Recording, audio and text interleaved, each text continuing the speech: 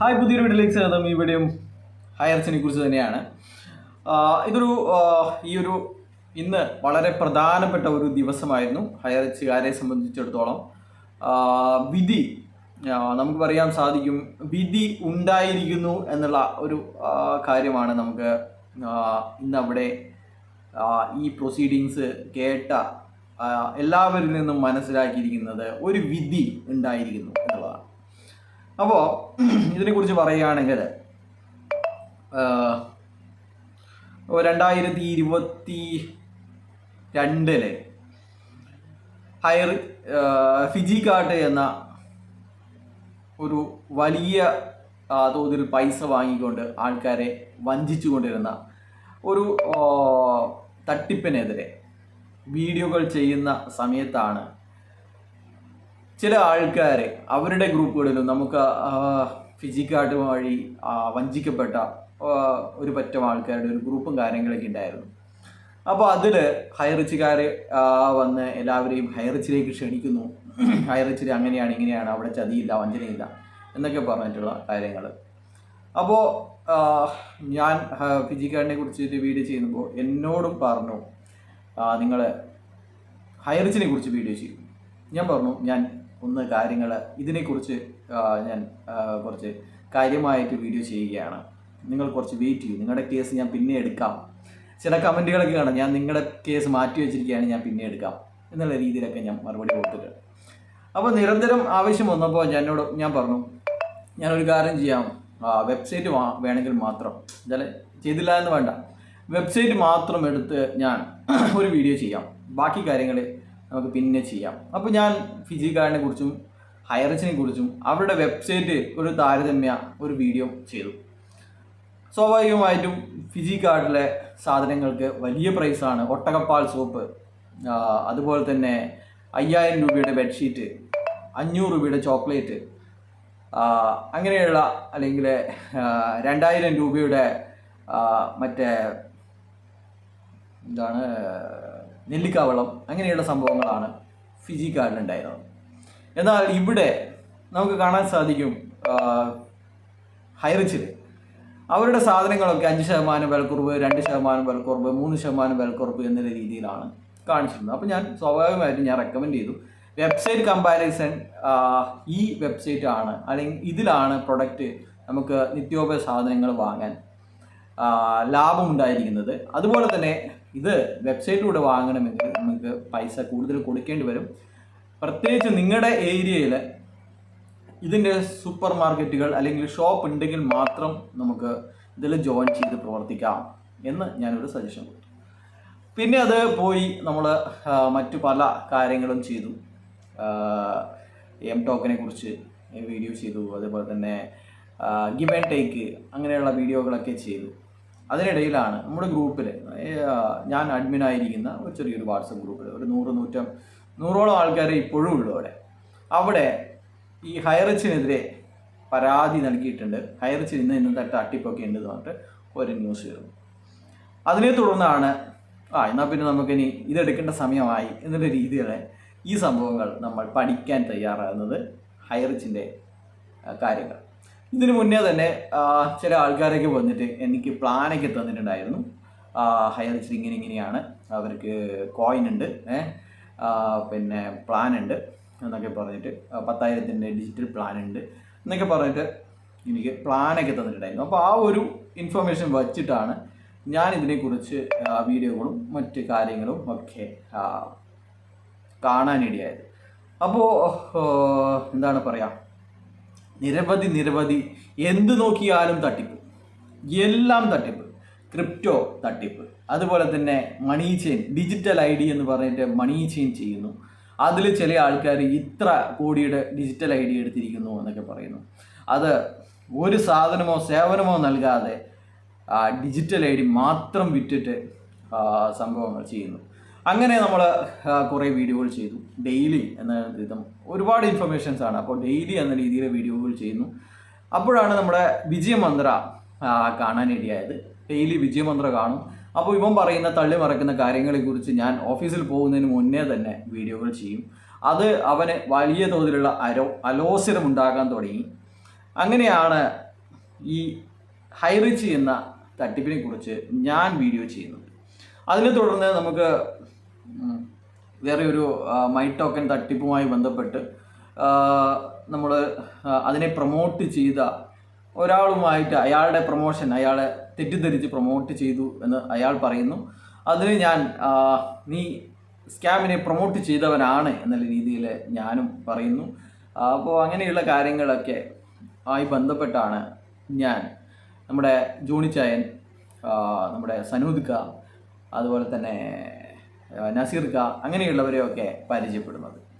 അപ്പോൾ നമ്മൾ അതിന് മുന്നേ തന്നെ നമ്മുടെ ഗ്രൂപ്പിൽ നിന്ന് ചില വാട്സപ്പ് ഗ്രൂപ്പുകളും കാര്യങ്ങളും ഇതിനെക്കുറിച്ച് പഠിക്കാനും കാര്യങ്ങളൊക്കെ ഉണ്ടാക്കിയിട്ടുണ്ടായിരുന്നു. പക്ഷേ നമ്മളത് അതൊക്കെ വിട്ടിട്ട് നമ്മൾ ഒരു ടീമായിട്ട് വർക്ക് ചെയ്ത് അതിന് പല പല ഗുണങ്ങൾ ഉണ്ടായിട്ടുണ്ട്. അപ്പോൾ ഒരുപാട് ഇൻഫർമേഷൻ കളക്ട് ചെയ്യുകയും ഒരുപാട് ആൾക്കാരിലേക്ക് ഇത് എത്തിക്കുകയും അതുപോലെ തന്നെ ഒരുപാട്